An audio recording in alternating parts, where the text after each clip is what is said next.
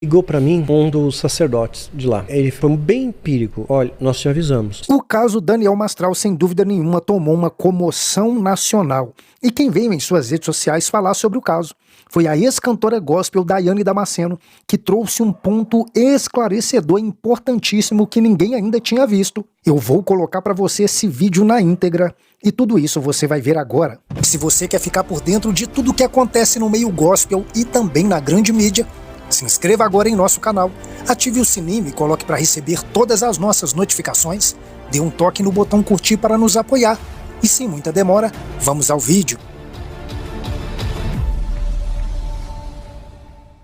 Depois de todos comentarem sobre o caso Daniel Mastral, quem veio em suas redes sociais e trouxe um ponto extremamente importante e relevante foi a ex-cantora gospel Daiane Damasceno. Vendo o caso por outro ângulo que a maioria das pessoas não viram, ela disse tudo isso que você vai ver agora.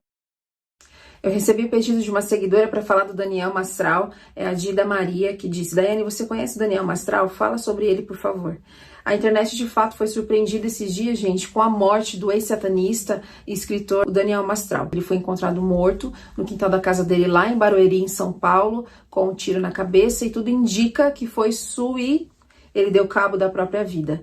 As investigações ainda estão acontecendo, tem imagens, tem uma imagem que ele sai do carro, dizem que ele tá com a arma na mão, não dá pra ver nitidamente que tem uma arma na mão dele. Enfim, não sabemos exatamente o que aconteceu. Uns dizem que fizeram isso com ele, né, e enfim, não temos certeza de nada. Mas diante dessa história toda, me levantou muitas reflexões a respeito da trajetória de vida dele, daquilo que ele ensinava, e eu queria dividir isso com vocês, que vocês pensassem comigo. Nada contra a pessoa dele, não é para denegrir a imagem dele, já que ele nem está mais entre nós, não tem como se defender, mas nós tiramos ensinamentos a respeito de situações à luz da Bíblia. Então, a história de vida do Daniel já é uma história muito trágica, principalmente a partir da morte do seu filho e da esposa, que também tiraram a própria vida. O filho dele era muito novo e se suicidou, e logo após a esposa, com informações de pessoas próximas, disseram que ela tomou muitas medicações, teve um infarto, então, ou seja, ela também se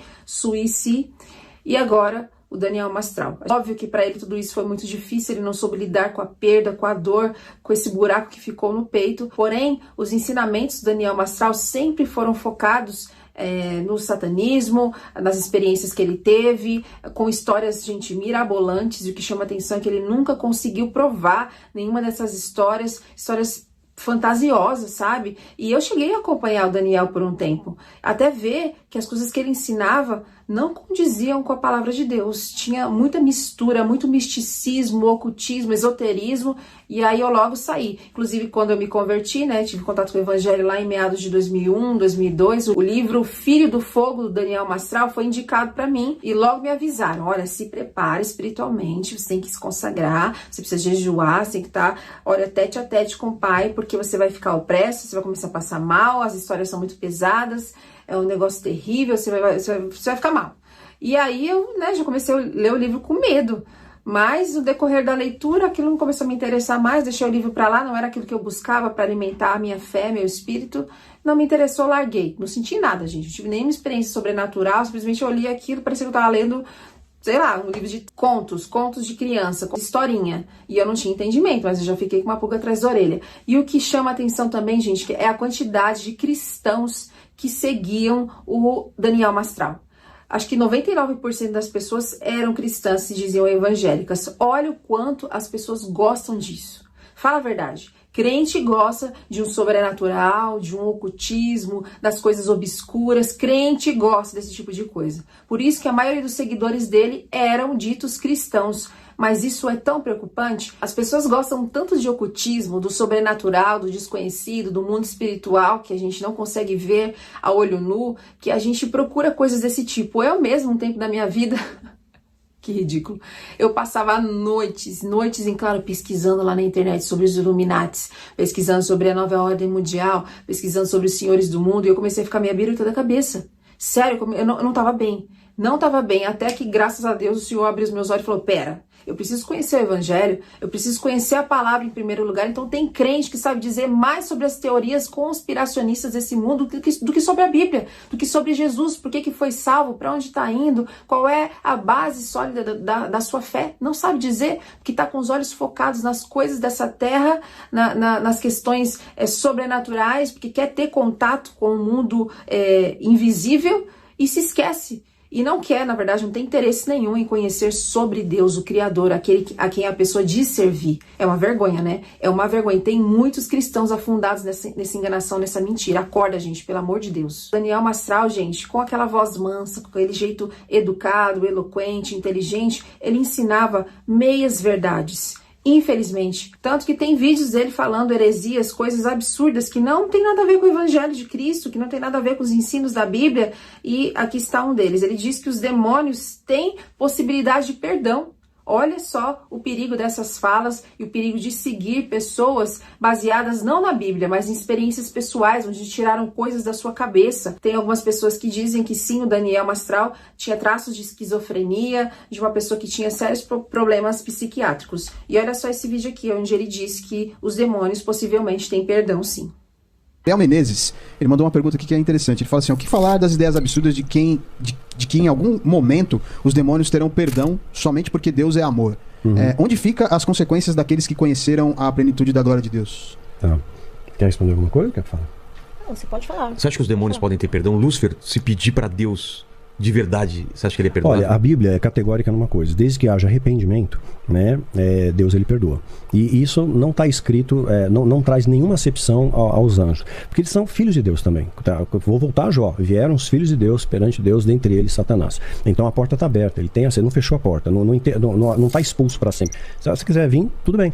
Né? Então, os anjos são filhos de Deus também. Então seriam como nossos irmãos. Né? E Deus é amor. Então acho que se há arrependimento, se há mudança de atitude, se perceber, poxa, fizemos alguma coisa errada, por que não? Né? Por que eu vou limitar isso? Né? Pra gente claro, o ser humano ele é ruim, ele se pauta em nós mesmos, né? O ser humano é vingativo, ele é punitivo e tudo mais, mas o amor de Deus ele transcende isso. Então eu acho que sim, né? Que se houver um arrependimento, se houver uma mudança de atitude, por que não? Mas você acha que ele não se arrependeria, o Lúcifer? É difícil de dizer, isso é de foro muito íntimo, mas eu acho que o amor de Deus é uma coisa tão imensa, tão grande, tão profunda, que abraça, que acolhe, que protege, né? Que acho que haveria sim essa possibilidade. Paulo não poderia ser perdoado, né? Porque ele pisou na bola pra caramba, né? Então, eu acho que o amor de Deus ele é muito mais amplo e mais profundo do que a gente possa imaginar. Eu acho que havendo arrependimento, sim, por que não? O amor de Deus alcança. Não isenta das consequências, né? Não isenta assim das como consequências. Nós. Assim como o nós, perdão claro. está disponível para nós, bem como colher as consequências. Então a mesma coisa, eles também vão colher as consequências. Com toda certeza. E se ele se arrepende também, como fica a profecia do final dos tempos? Não muda, porque se você colocar, se você olhar empiricamente o que está escrito, né, não está escrito uma coisa assim, é aquela questão da tradução, do eterno, do para sempre, né, ele vai para o lago de fogo e enxofre, ele vai colher uma consequência do que ele fez, né, Satanás e seus demônios vão colher uma consequência, mas não é o eterno, é um tempo indeterminado, então colhe uma consequência, mas havendo o arrependimento genuíno, né, eu acho que não descartaria isso, porque senão eu vou estar tirando o amor de Deus. Eu conheço o que de Deus? Eu conheço nada, a gente não sabe nada de Deus, sabe muito pouco. Gente, que absurdo. Olha só os ensinos deste homem. Oh, gente, lamentável. Como é que chega a dizer isso? Que os demônios têm possibilidade do perdão de Deus se houver arrependimento genuíno. Já está expresso na Bíblia que a partir da decisão de Satanás, ao se rebelar contra Deus, Deus decretou o final dele. Já está escrito, a gente já sabe disso, não é novidade. Agora dizer que há possibilidade de restauração, de perdão. Tanto que o Vilela aqui fez uma pergunta muito sábia. Tá, beleza, como é que fica agora as profecias a respeito do fim, já que Satanás pode se arrepender? Ficou uns segundos ali de silêncio, a esposa do Daniel olhou e tipo, e agora, né? E agora? E ele veio com uma resposta que não tem nada a ver, distorcendo tudo, dizendo que o inferno não é eterno, que vai ser por um período de tempo a consequência. Inclusive, ele defende essa ideia também aqui em outro vídeo, deixa eu mostrar pra vocês, de que o inferno não é um lugar eterno de sofrimento, é temporal. Muito triste, gente, muito triste o que ele ensinava e a quantidade de cristãos que absorviam esse conteúdo. As pessoas realmente gostam disso, eles gostam disso. Nesse outro vídeo aqui, o Daniel Mastral diz que Deus é justo e ele não vai punir por toda a eternidade. Olha só. O Caio Fábio, quando ele esteve aqui, eu não sei se eu interpretei errado, porque ele fala muito difícil, mas parece que ele falou que ele acredita que o inferno não é eterno. Sim, não é eterno. Então, tenho certeza. Eita. Ela não conseguiu entender Eu não consigo esse entender. conceito. Porque eu sempre achei desproporcional pra sempre essa Sim, punição. lógico, Deus é amor, Deus é justo, né? Ele não vai condenar, vamos supor que você viva 70 anos, aí você cometeu umas presepadas aqui na vida, Deus te condena a eternidade, quer dizer, 70 anos na regra da eternidade é pífio, né? Então, evidentemente, Deus é amor, Deus é justo. Você vai pro inferno e vai passar um período lá proporcional ao que você fez, às atrocidades que você fez. Isso. Mas o perdão, uma vez que tu tá no inferno, tu tem que conseguir entender o que tu fez e eu creio que sim, pedir desculpas. Eu acho que é uma questão de reflexão, sim. Você vai tá ali, você entende o que você está colhendo, você tem ciência daquilo, você se arrepende, né? Você é transformado com aquilo. Né? Eu não creio, Deus não criou o homem para condenação eterna. Né? Seria demais. O que eu me pergunto é a capacidade dessa energia ou desse indivíduo de entender e pedir perdão. Como é que ele vai conseguir entender isso? Não corre o risco do cara ficar no inferno e não entender? E não perceber nunca. Se a gente pegar na nossa esfera aqui, pegar um cara e prender ele, joga ele na cadeia, ele sabe por que ele tá lá. Ele sabe o que ele fez, ele sabe o que ele só foi condenado. Aqui no Brasil é meio zoado, né? Mas pega uma prisão que funciona, né? Ele sabe por que ele tá lá. E ele vai procurar fazer de tudo para não voltar para lá mais. Tem casos de pessoas que não se arrependem, né? Não se importam com o que fez. Aí elas ficam... mas aí tem uns psicopatas aí também, né? Que pega prisão perpétua, o Charlie Manson da vida aí. Aí eles ficam... Aí pra eles o inferno é eterno? Não, também acho que não. Porque ele pegaria uma prisão perpétua na Terra, sob o olhar terreno nosso, até a morte dele aqui. Né? Então a gente tem uma limitação de tempo. Até mesmo a prisão perpétua, ela tem um fim na sua morte. Agora Deus não pode estabelecer uma coisa eterna. Né? Desde que ele teve, sei lá, uma pessoa que tinha uma perturbação mental. Eu não sei como é que foi, a infância conturbada. Tem uma série de variantes aí que a gente não tem capacidade para analisar, que só Deus sabe. Né? Nós não somos justos nem juízes para analisar. Na igreja sempre foi pregado o contrário, que o inferno é eterno, sim. Sim, claro. E tem algumas passagens que meio que falam isso, ó, tipo Tessalonicenses. Eles sofrerão a pena de destruição eterna, a separação da presença do Senhor. Quando fala eterno... Pois aí tem muita questão da interpretação. Se pegar a raiz da palavra, né, esse eterno... Quer ver um exemplo? Pegar um outro exemplo que vai ficar mais fácil para entender.